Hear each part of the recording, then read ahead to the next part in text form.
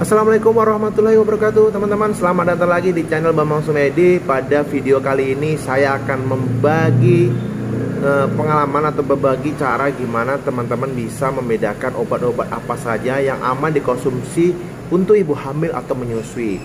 Jadi kalau kita terbatas ke akses kita untuk menjumpai dokter maupun apoteker untuk menanyakan hal ini, kita bisa langsung mengecek obat ini apakah aman untuk dikonsumsi oleh ibu hamil atau menyusui.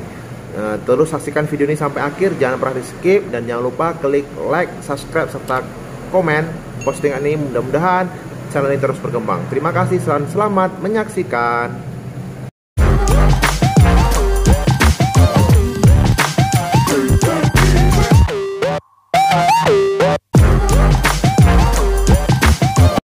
Halo teman-teman, selamat datang kembali di channel Bambang Sumedi. Pada video kali ini saya akan membagi cara gimana teman-teman bisa melihat obat-obat apa saja yang aman dikonsumsi untuk ibu hamil ataupun ibu menyusui ya teman-teman. Karena untuk dua kasus pasien ini, ibu hamil dan ibu menyusui, itu memerlukan perhatian khusus karena tidak semua obat yang biasa dikonsumsi dengan orang tidak hamil atau tidak menyusui berbeda dengan obat yang dikonsumsi dengan ibu hamil dan menyusui. Ada beberapa cara yang dapat kita lakukan teman-teman ya. Yang pertama, yang tentunya waktu sedang sakit pada ibu hamil atau menyusui, bisa langsung menanyakan dengan dokter pada saat konsultasi, bisa menanyakan dengan apoteker waktu saat mengambil obat, dan bisa menanyakan pada bidan ataupun tenaga kesehatan lainnya apakah obat yang sedang kita konsumsi pada saat usia hamil aman atau tidak. Namun bila semua itu susah dijangkau atau susah teman-teman untuk mendapatkannya, saya punya cara atau punya trik teman-teman. Sebelum kita melihat gimana caranya kita melihat obat itu aman atau tidak bagi kita semua, bagi ibu hamil dan menyusui pada khususnya, ada lembaga yang resmi yang menyatakan bahwasannya obat itu aman untuk digunakan pada ibu hamil dan menyusui. Itu yang lembaganya adalah FDA ya teman-teman ya.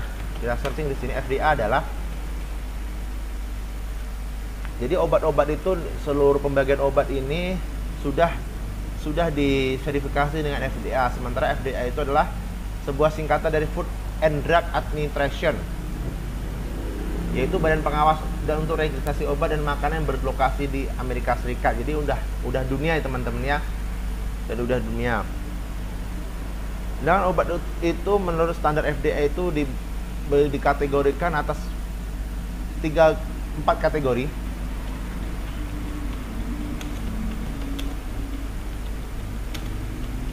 Kita kecil ada di Google teman-teman, kategori obat menurut FDA teman-teman ya.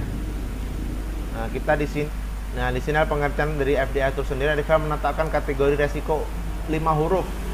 Ada A, B, C, D atau X untuk menunjukkan potensi obat yang menyebabkan cacat lahir jika digunakan selama kehamilan. Jadi di sini teman-teman, FDA sendiri sudah membagi kategori obat itu menjadi A, B, C, dan D ataupun X. Kita lihat dulu pengertian FDA itu apa teman-teman ya.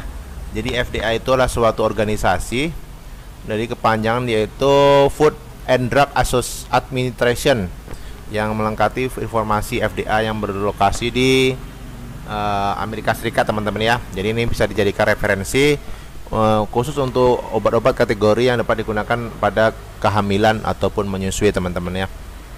Jadi FDA sendiri sudah membagi obat itu bahkan sampai ke N. A kategori A, B, C, D, X sama N. Jadi sini pengertiannya yaitu untuk obat kategori A itu tidak ada resiko dalam studi manusia terkontrol. Jadi aman dalam studi manusia, telah diujikan pada studi manusia terkontrol. Penelitian pada manusia yang adekuat terkontrol dengan baik tidak menunjukkan adanya risiko pada janin pada trimester pertama kehamilan.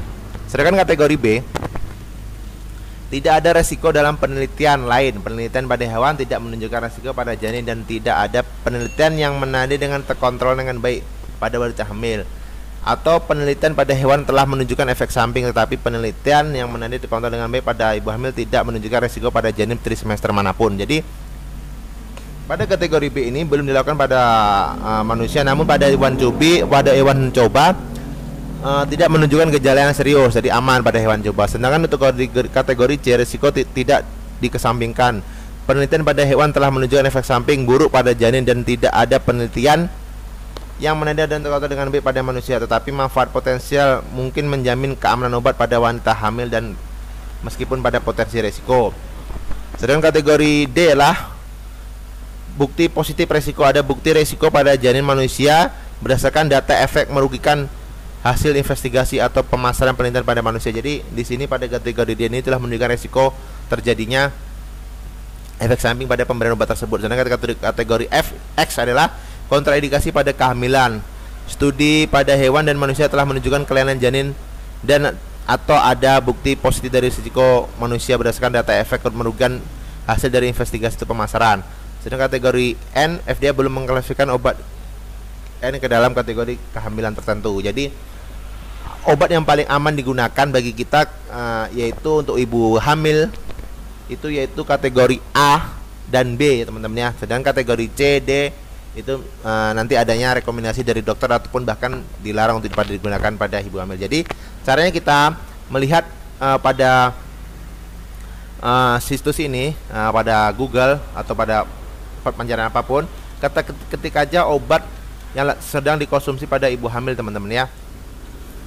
Kita lihat di sini kategori penggunaan ibuprofen pada kehamilan belum dikategorikan oleh Food and Drug Administration, namun masuk dalam kategori C. Jadi penggunaan ibuprofen pada ibu hamil harus hati-hati teman-teman ya. Jadi saatnya ibu hamil menggunakan obat-obat untuk penghilang nyeri ataupun minum panas, kita sebaiknya menggunakan paracetamol karena paracetamol aman digunakan pada ibu hamil. Kita contohkan amlodipin ya teman-teman ya, obat tensi berdasarkan FDA. Jadi di sini FDA memasukkan amlodipin dalam kategori C, artinya studi reproduksi pada binatang menunjukkan bahwa terdapat pada efek samping pada janin dan belum adanya data yang kuat pada penelitian terkontrol pada manusia. Jadi kategori C ini masih ragu-ragu teman-teman ya.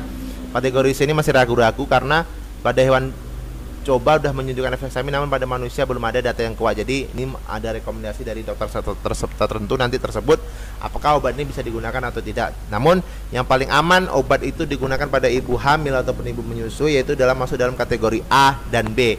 Jadi nanti teman-teman bisa lihat di web ataupun di manapun. Dan yang paling penting cobalah mencari situs-situs dari situs-situs yang terpercaya teman-teman ya. Mungkin sampai sini tutorial atau gimana caranya kita melihat obat itu termasuk dalam kategori apa yang aman digunakan pada ibu hamil. Mungkin hanya itu dapat saya sampaikan. Kalau teman-teman suka, ketik like, subscribe, serta komen, serta share video ini. Mudah-mudahan channel terus berkembang. Terima kasih. Assalamualaikum warahmatullahi wabarakatuh.